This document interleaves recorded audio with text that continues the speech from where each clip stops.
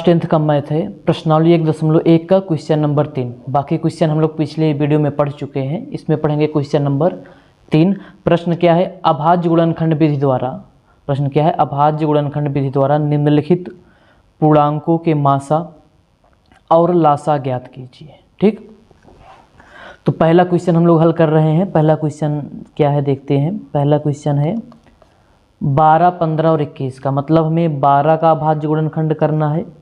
ठीक, तो सबसे पहले यहाँ पे 12 का कर लेते हैं। तो 12 का कितना हो जाएगा भैया, 2 से विभाजित करोगे, 2 छंग 12, फिर 3 2 से विभाजित होगा, 2 तिहाई 6, फिर 3 एकन्नम 3। तो जो यहाँ पे आता है उसी गुणा के रूप में लिख देते हो। तो यहाँ पे लिखोगे बराबर 2 गुणे 2 गुणे कितना 3। अब इसको हम लोग घात के रूप में लिख दें, ज़्यादा सही रहेगा। यहाँ पे 2 बार आया है अर्थात 2 की घात 2, और गुणे 3 1 बार आया अर्थात 3 की घात 1। ठीक, अब सेम ऐसे इस 15 का करोगे, तो यहाँ पे साइड में निकाल लेते हैं 15 का। तो 3 से विभाजित होगा, 3 5 15, फिर 5 से होगा, 5 एकन्नम 5। तो ये कितना है, 3 गुणे 5। तो यहाँ पे लिख दो भैया 3 की घात 1 गुणे 5 की घात 1, 15 हो गया। अब 21 की बारी है ना इसकी, तो यहाँ पे 21 लिखोगे। तो 21 का भी करोगे तो ये हो जाएगा, 2 से नहीं कटेगा, 3 से विभाजित होगा, 3 7 21, अब 7 से विभाजित होगा, 7 एकन्नम 7। तो यहाँ पे कितना है, 3 गुणे कितना 7, या 3 की पावर 1 गुणे 7 की पावर 1। अब अगर आप पीछे वाला वीडियो देखे होगे तो यहाँ पे आपको पता होगा कि HCF और LCM कैसे निकाला जाता है। ठीक है, तो सबसे पहले हम लोग HCF की बात करते हैं। क्या निकालेंगे, HCF। ठीक, तो देखो अगर HCF निकालना है तो हमें 2 नियम याद होना चाहिए। सबसे पहले क्या देखोगे, कॉमन देखोगे। सबसे पहला रूल क्या है, कॉमन देखो, और दूसरा रूल क्या है, जो कॉमन है उसकी न्यूनतम घात। याद रखना, HCF में कॉमन और उस कॉमन की न्यूनतम घात होता है। तो अर्थात न्यूनतम घात, कॉमन प्लस उस कॉमन की ना, उस कॉमन की न्यूनतम घात का गुणनफल ही HCF कहलाता है। तो सबसे पहले इसमें कॉमन देखो, 2 इसमें है, लेकिन 2 ना तो इसमें है ना तो इसमें, कॉमन सब में होना चाहिए। ठीक, इसका मतलब 2 नहीं लिखोगे, 2 को भूल जाओ। अब 3 की बात कर लेते हैं, हर एक अंक को चेक करोगे। अब जैसे यहाँ पे 3 है, यहाँ भी 3 है, यहाँ भी क्या है 3 है, मतलब 3 जो है तीनों में है ना, तो अर्थात ये कॉमन हो गया। अब इस कॉमन की कम से कम घात, भाई इसमें कम से कम एक ही तो है, तो अर्थात 3 की घात 1 लिखोगे। जैसे मान लो अगर 3 की घात 2 होता, 3 की घात 3 होता, तो इसमें से कम कौन सा लिखते, ये वाला लिखते। ठीक, अब गुणे लगाओगे और देखो क्या कोई अंक कॉमन है, 5 इसमें है ना तो इसमें है ना तो इसमें, तीनों में होना चाहिए। ठीक है, अगर मान लो इसमें हो तो नहीं लिखोगे, तीनों में। अगर 2 होता तो दोनों में, 3 है तो 3 संख्याओं है तो तीनों में होना चाहिए। तो कुछ कॉमन नहीं है, तो अर्थात यही हो गया है इसका आंसर। 3 की पावर 1 का मतलब कितना होता है, 3। तो HCF कितना हो जाएगा, 3। तो अब LCM की बात करें तो अब देखो LCM का हम लोग रूल ये पढ़े थे, LCM में नो कॉमन।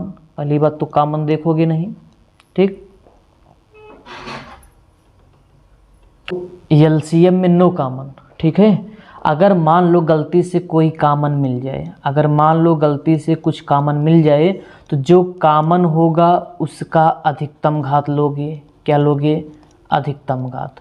और अब क्या, जो देखो इसमें जो कॉमन नहीं था उसको छोड़ दिए थे HCF में, लेकिन LCM में अगर कॉमन नहीं है तो उसको भी छापोगे। ठीक है, इसको लिख नहीं रहे, इसे समझो।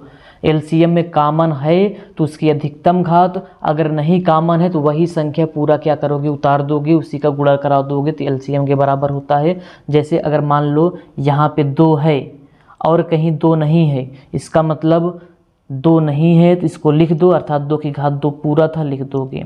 ठीक, अब 3 की बात करें तो 3 देखो तीनों में है, अर्थात कॉमन है, कॉमन की अधिकतम घात। यहाँ पे अधिकतम कितनी बार आया है, 1 ही बार आया है, अर्थात 3 की घात 1 ही लिखोगे।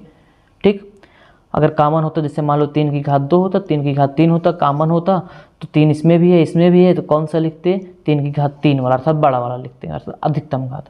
अब देखो 5 इसमें है, हम बताए क्या, कॉमन हो तो अधिकतम नहीं है तो पूरा छापो, तो 5 भी छापोगे और 7 है 7 भी छापोगे, कोई अंक छूटने ना पाए। अब इसी को हल कर दो, 2 की घात 2 का मतलब 4 होता है, 3 की घात 1 का मतलब 3 होता है, और 7 गुणे 5 करोगे 35 हो जाएगा। ठीक, अब इसका गुणा कराओ, गुणा कराने पे जो भी आएगा वही क्या होगा, इसका आंसर होगा। तो चलो 3 पच्चे 15 और 3 त्रिका 9, एक मिनट जो गड़बड़ कर दिए क्या यार, 3 पच्चे 15 हासिल 1, 3 त्रिका 9 1 10 और गुणे कितना 4, ये वाला। अब 4 का गुणा करा दो, 4 पंचे 20, 4 का नाम 4, 420 आंसर क्या होगा, 420 इसका आंसर होगा। तो ये पहला पार्ट हो गया। अब आइए हम लोग ये दूसरा 17, 23 और 29 का हल करते हैं। ठीक, 17, 23 और 29 का हल करेंगे। तो दूसरा है 17 का। ठीक, तो 17 से ही विभाजित होगा, अर्थात इसका गुणनफल अभाज्य कितना है, 17 ही आया। ठीक है, अब 17 था, 23 था, तो 23 भी नोट करो भैया। अब 23 जो है, 23 खुद अभाज्य संख्या है, खुद से ही विभाजित होता है, 23 का नाम 23 अर्थात 23 ही आ गया। और क्या था, 29 था, 29 भी अभाज्य संख्या है। ठीक, इसका गुणनफल 29 ही आएगा अभाज्य, तो 29 से विभाजित करोगे, 29 से करना 29। तो अब देखो एलसीएम, सबसे पहले एचसीएफ निकाल लेते हैं, एचसीएफ सॉरी, तो एचसीएफ क्या होता है, एचसीएफ में हम लोग क्या करते हैं, कॉमन, देखो कॉमन देखते हैं, इसमें तो कुछ कॉमन ही नहीं है, याद रखना जब कुछ ना कॉमन हो तो एचसीएफ कितना होता है, 1। देखो 17 गुणे 1 लिख सकते हो सब में, इसमें भी 1 लिख सकते हो इसमें, अर्थात कुछ नहीं कॉमन है तो 1 तो सब में कॉमन होता ही है, अर्थात एचसीएफ कितना होगा, इसका 1 होगा।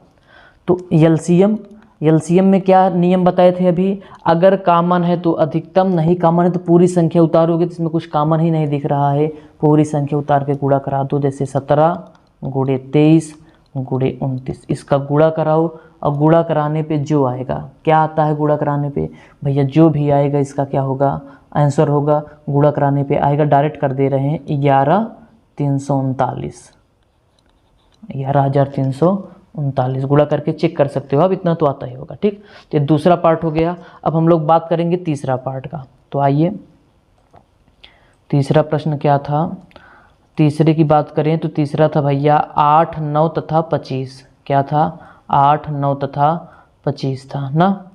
तो चलो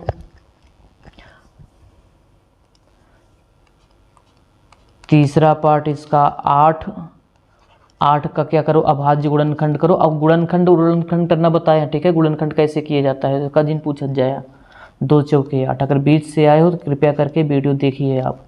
2 दूनी 4, 2 एकन्नम 2, तो 8 का अभाज्य गुणनखंड कितना आया, 2 गुणे 2 गुणे 2, कितने बार गुणा किए, 2 का 3 बार, अर्थात इसको लिख सकते हो 2 की घात 3। ठीक, तो ये तो हो गया 8 का। अब किसका, 9 का। ठीक, 9 का कराओगे भैया, 3 गुणे 3 आएगा, इसका गुणनखंड करने की ज़रूरत नहीं है हम लोगों को। और 15 का, 15 था, कितना था, 25 था शायद, सॉरी, तो 25 का 5 गुणे 5 अर्थात 5 की घात 2। अब ध्यान से देखो, इसमें भी कॉमन कुछ नहीं है, कॉमन कुछ नहीं है। सबसे पहले अगर हम लोग एचसीएफ निकालें तो एचसीएफ में कॉमन देख, तो इन दोनों में कॉमन कुछ दिख ही नहीं रहा है सब में, तो जब नहीं दिख रहा है कॉमन तो इसका एचसीएफ 1 होगा। अब एलसीएम की बात करें, एलसीएम हम क्या बताए थे, अगर कॉमन हो तीनों में, 2 में, जितनी संख्याएं होंगी, तो कॉमन की अधिकतम घात अगर कॉमन नहीं है तो वो भी संख्या एलसीएम में लिखा जाता है, एचसीएफ में नहीं लिखा जाता है लेकिन एलसीएम में लिखा जाता है। अर्थात इसमें कॉमन तो है नहीं, पूरी संख्या लिख दोगे, 2 की घात 3 गुणे 3 की घात 2 गुणे 5 की घात 2। 2 की घात 3 का मतलब 8 होता है, 3 की घात 2 का मतलब 9 होता है, 5 की घात 2 का मतलब 25 होता है। गुणा कराओगे 8 9 72 गुणे 25। अब अगर हम लोग इसको भी हल करें, 72 गुणे 25 का गुणा कराएंगे तो 1800 आएगा, कितना आएगा, 1800 आएगा। तो ठीक, तो ये रहा प्रश्नावली 1.1 का क्वेश्चन नंबर 3 का सभी पार्ट हो गए हैं। अब 4 बचा है, 5 बचा है, 6 बचा है और 7 बचा है। तो हम लोग मिलेंगे नेक्स्ट वीडियो में, ठीक है। तब तक के लिए धन्यवाद। उम्मीद है वीडियो पसंद आया होगा आपको।